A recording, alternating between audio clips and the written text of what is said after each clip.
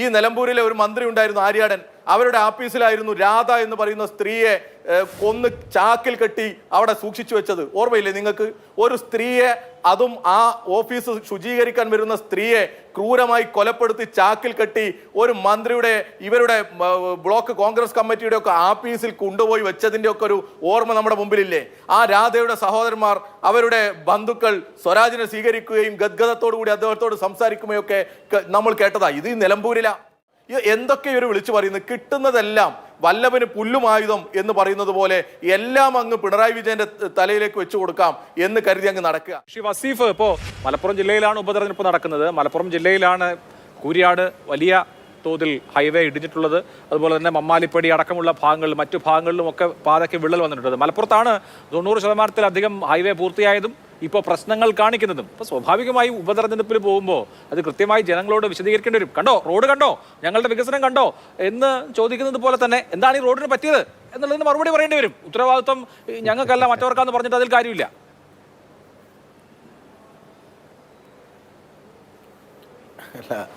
അത് വളരെ കൃത്യമായി തന്നെ ഞങ്ങൾ പറയും. ഇപ്പോഴും ഇവരുടെ പ്രശ്നം എന്താ വെച്ചാൽ, ഞങ്ങൾ നാഷണൽ ഹൈവേ ഉണ്ടാക്കിയതിനെക്കുറിച്ച് ഇനിയും എന്തെങ്കിലും പറയുമോ എന്ന് ഞങ്ങൾ ഇപ്പോഴും പറയുന്നുണ്ട്. ഞങ്ങളുടെ പ്രസംഗങ്ങളിലൊക്കെ ഈ ദേശീയപാതയുടെ നിർമ്മാണത്തിൻ്റെ തടസ്സങ്ങൾ എന്തായിരുന്നു എന്നുള്ളതും ഇത് ആരായിരുന്നു മുടക്കിയത് എന്നുള്ളതും ഞങ്ങൾ അതിലെടുത്ത റോൾ എന്താണെന്നും ഇപ്പോൾ സംഭവിച്ചത് എന്താണെന്നൊക്കെ ഞങ്ങൾ പറഞ്ഞു തന്നെ പോകുന്നുണ്ട്. നിങ്ങൾക്ക് വേണേൽ ഞങ്ങളുടെ പ്രസംഗങ്ങളൊക്കെ ഒന്ന് കേൾക്കാം. അതിൽ ഈ ദേശീയപാതയ്ക്ക് ഞങ്ങൾ ചെലവഴിച്ച തുകയെക്കുറിച്ച് പറയുന്നുണ്ട്, ഞങ്ങൾ ഇടപെട്ട് സഹായിക്കുന്നതിനെ കുറിച്ച് പറയുന്നുണ്ട്. സാക്ഷാൽ നിതിൻ ഗഡ്കരി തന്നെ കേരള ഗവൺമെന്റിനെ അംഗീകരിച്ചുകൊണ്ട് അഭിനന്ദിച്ചുകൊണ്ട് സ്റ്റേറ്റ്മെന്റ് ഇറക്കിയതൊക്കെ നമ്മൾ കണ്ടതാ. ഇതൊരു വികസനത്തിൻ്റെ ഒരു പുതിയ മേച്ചിൽപ്പുറം, ഒരു പുതിയ പാത തന്നെയാണ്. നമ്മുടെ നാട്ടിലെ ചെറുപ്പക്കാർക്ക് അതിവേഗതയിൽ സഞ്ചരിക്കാനുള്ള ഒരു താല്പര്യവും അതിൻ്റെ സ്വാതന്ത്ര്യമൊക്കെ ഇല്ലേ? ഇവിടെ എല്ലാ ഇതുപോലെയുള്ള പദ്ധതികൾ വരുമ്പോഴും ഇവർ ഇങ്ങനെ അതിനെ മുടക്കുകയാണ്. രാജു പി നായരുടെ ഒരു പ്രത്യേകത എന്താണെന്ന് വെച്ചാൽ വളരെ വിദഗ്ധമായി കള്ളം പറഞ്ഞ് ആളുകളെ തെറ്റിദ്ധരിപ്പിക്കുക എന്നുള്ളതാണ്. എന്തൊക്കെയാണ് ഇപ്പോൾ ഇവിടെ പറയുന്നത്? വനം വകുപ്പ് ആളുകളെ കൊല്ലുന്നു, ഒരു അങ്ങ് വന്നങ്ങ് പറഞ്ഞു പോവുക. ഇന്ത്യയിൽ എവിടെയൊക്കെ ആളുകൾ കൊല്ലപ്പെടുന്നുണ്ട്, എത്രയധികം ആളുകൾ മരിക്കുന്നുണ്ട് ഈ വന്യജീവി അക്രമത്തിൻ്റെ ഭാഗമായിട്ട്. ഈ കോൺഗ്രസ് ഉണ്ടാക്കിയ നിയമമായിരുന്നില്ലേ അത് പൊളിച്ചെഴുതണമെന്ന് ആഗ്രഹിക്കുകയും അതിനുവേണ്ടി വാദിക്കുകയും ചെയ്യുന്നവരല്ലേ ഞങ്ങൾ? അതിനുവേണ്ടി പരിശ്രമിക്കുന്നവരല്ലേ ഞങ്ങൾ?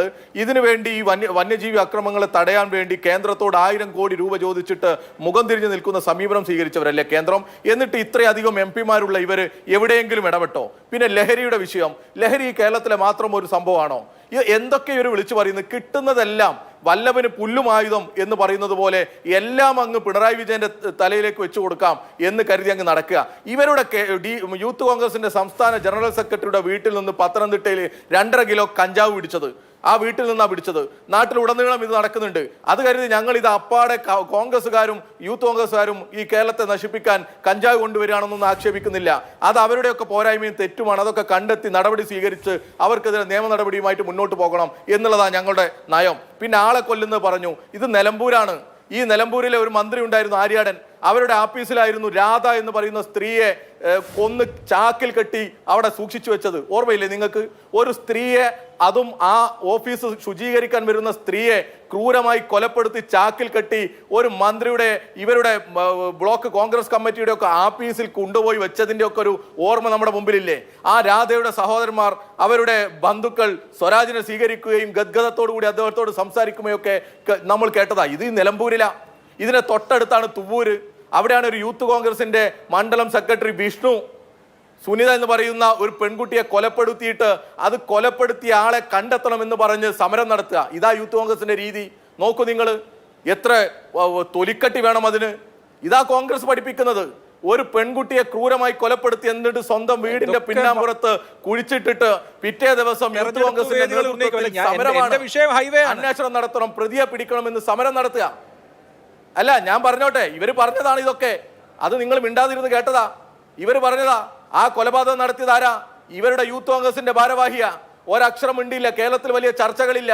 ഇതിന്റെ തൊട്ടടുത്താ, ഇത് ഈ മണ്ഡലത്തിന്റെ തൊട്ടടുത്താ. അങ്ങനെ കൊലപ്പെടുത്തി ഈ കൊലപാതകങ്ങൾക്ക്, ഈ അക്രമങ്ങൾക്ക് എല്ലാം കൂട്ടുനിൽക്കുന്നവരാ ഇവര്.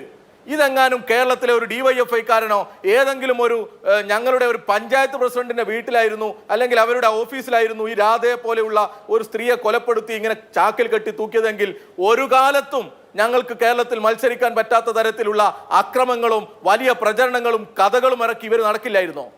ഞങ്ങൾ അതിൽ മാത്രം നിന്നതല്ല. പിന്നെ ഇവരെന്താ പറയുന്നത്? പിന്നെ വിഴിഞ്ഞത്തിന്റെ പാർട്ണർ ഒക്കെ ഒന്ന് കളിയാക്കി പറയാ, എല്ലാം അങ്ങ് കിടക്കട്ടെ എന്നുള്ള നിലക്ക്.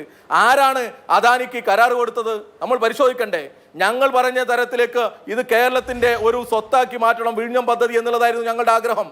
നിങ്ങൾ അത് കൊടുത്ത് കമ്മീഷനും വാങ്ങി പരിപാടി നിൽക്കുന്ന സമയത്ത് പിന്നെ അത് തുടരുക എന്നുള്ളത് മാത്രമാണ് ഞങ്ങളുടെ മുമ്പിലുള്ള മാർഗം.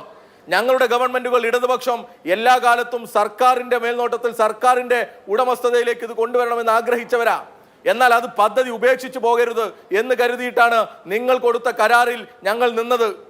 മറന്നുപോയത് ഇതൊന്നും. നിങ്ങൾ ഈ കേരളത്തെ കബളിപ്പിക്കാൻ ശ്രമിക്കരുത്. നുണകൾ ആവർത്തിച്ച് പറഞ്ഞ് ഇത് ശരിയാണെന്ന് തോന്നിപ്പിക്കുന്ന തരത്തിലേക്ക് പോകരുത്. നിങ്ങൾ നോക്ക്, നിങ്ങളുടെ സംസ്ഥാന നേതാവാണ്, നിങ്ങളുടെ സംസ്ഥാന നേതാവ് പത്രസമ്മേളനം കഴിഞ്ഞ് ഇറങ്ങിയപ്പോഴാണ് ഇന്നൊരു മാധ്യമ പ്രവർത്തകനെ ക്രൂരമായി ആക്രമിക്കാൻ പരിശ്രമിച്ചത്.